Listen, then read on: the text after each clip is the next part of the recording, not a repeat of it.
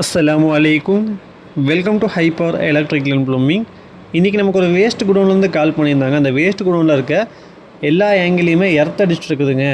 6 மணிக்கு மேலே பார்த்திங்கன்னா நம்ம லைட்டிங் யூஸ் பண்ணும்போது ஆங்கிள் ஃபுல்லாக எர்த் வருது. இதனால் நம்ம 6 மணிக்கு மேலே குடோன் வேலையே செய்ய முடிய மாட்டேங்குது அப்படின்னு சொல்லி நம்ம கால் பண்ணாங்க. நம்ம போய் செக் பண்ணி பார்த்ததில் எர்த்து பார்த்திங்கன்னா ஹெவியாக வந்துட்டுருக்கு. ஃபுல் லோடுமே அந்த ஆங்கிளில் வந்துட்டுருக்கு. இதனால் பசங்க வந்து 6 மணிக்கு மேலே வேலை செய்கிறதுக்கே பயந்துட்டு வேலை செய்யாமல் இருக்கிறாங்க.